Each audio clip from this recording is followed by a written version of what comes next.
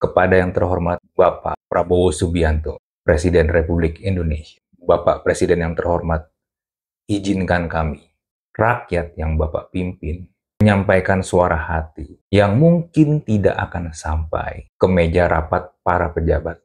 Kami ingin Bapak tahu, gerakan Indonesia Gelap ini bukan sekedar aksi spontan atau ulah segelintir orang yang katanya cuma suka bikin ribut. Orang pintar yang omon-omon doang. Bukan, Pak. Gerakan ini adalah simbol dari kemarahan, kekecewaan, dan rasa frustasi kami yang sudah menumpuk bertahun-tahun.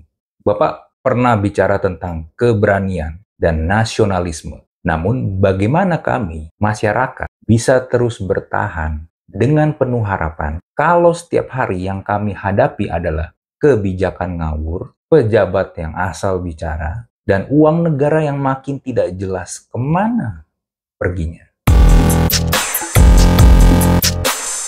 Beberapa waktu lalu, kami dikejutkan dengan rencana pemotongan anggaran pendidikan dan kesejahteraan sosial. Pertanyaan kami, kok yang dikorbankan selalu kami, rakyat? Meskipun akhirnya pemerintah bilang anggaran pendidikan nggak jadi dipotong, tapi kenapa keputusan seperti ini baru berubah setelah rakyat ribut? Kenapa nggak dari awal memikirkan dampaknya sebelum bikin kebijakan? Apakah harus viral dulu setiap kali ada kebijakan yang merugikan rakyat? Sementara itu, pejabat-pejabat tetap hidup nyaman dengan gaji dan tunjangan yang besar, dapat fasilitas negara. Kalau lagi macet, bisa pakai patwal, bisa pakai strobo. Belum perjalanan dinas. Di mana keadilan dalam hal ini, Pak? Kami tahu, salah satu program andalan Bapak adalah makan bergizi gratis. Dan kami juga tahu tujuannya baik untuk kesehatan gizi anak-anak. Namun, kami bukannya senang, justru malah skeptis. Kenapa? Karena setiap kali pemerintah punya proyek besar, yang kami lihat selalu ada dampak buruk yang ditanggung oleh rakyat. Jangan sampai ini jadi proyek besar yang manfaatnya akhirnya tidak terasa. Sementara anggaran yang dikeluarkan triliunan rupiah. Kalau Bapak juga dengar ada ramai-ramai dengan hashtag kabur aja dulu. Kenapa hashtag kabur aja dulu ramai di media sosial? Karena makin banyak, Pak, anak muda yang merasa nggak ada harapan di Indonesia. Bapak tidak perlu heran, lapangan kerja minim, upah rendah, banyak PHK, biaya hidup makin mahal, dan masa depan yang kayaknya nggak ada kepastian. Namun, ada pejabat-pejabat Bapak yang bukannya introspeksi, malah sewot. Ada yang bilang kalau kabur aja dulu itu tidak nasionalis. Ada yang bilang kalau mau pergi-pergi aja, diusir kita, Pak. Padahal kementerian yang dia pegang adalah kementerian yang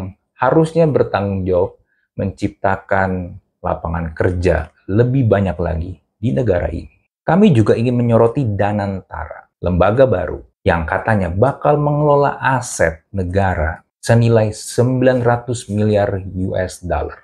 Sumber dananya dari mana, Pak? Katanya dari dividen BUMN dan efisiensi anggaran. Jadi, kami ini disuruh irit supaya lembaga ini bisa berjalan. Lalu, kenapa pengawasannya langsung di bawah presiden? Kenapa tidak boleh diaudit? Kenapa kalau lembaga ini rugi, tidak dapat dimintai pertanggungjawaban hukum atas kerugian? Bagaimana mekanisme pertanggungjawabannya supaya rakyat tidak dirugikan? Kami sudah cukup banyak, terlalu banyak malah, melihat proyek-proyek ambisius yang ujung-ujungnya jadi beban negara, mangkrak. Jangan sampai ini jadi wadah baru untuk mengelola uang negara, tapi tanpa akuntabilitas yang jelas. Pak Prabowo, selain kebijakan yang bikin rakyat pusing, satu hal yang semakin membuat masyarakat frustasi adalah kelakuan pejabat yang sering asal bicara, termasuk Bapak sendiri.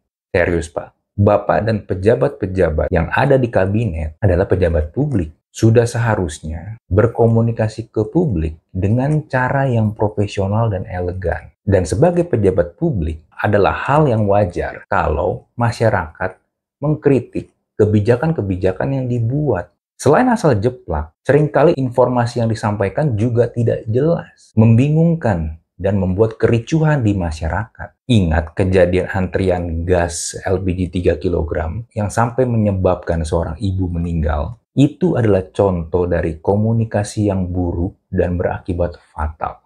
Pak Prabowo, ini bukan soal sentimen atau nyinyiran. Ini tentang harapan yang mulai terkikis karena kami merasa tidak didengar. Kami tahu Bapak adalah sosok yang selama ini berbicara tentang perjuangan dan keberanian. Tapi perjuangan dan keberanian seperti apa yang ingin Bapak tunjukkan? Kami nih, rakyat, masih berharap bahwa Bapak bisa membawa perubahan. Namun, harapan itu juga ada batasnya. Jika pemerintah terus-terusan seperti ini, maka kepercayaan rakyat benar-benar bisa hilang. Kami tidak ingin terus hidup dalam Indonesia yang gelap. Kami ingin negara ini maju, tapi maju untuk semua, bukan hanya untuk segelintir orang di lingkungan kekuasaan. Kami masih menunggu, Pak. Tapi pertanyaannya, sampai kapan?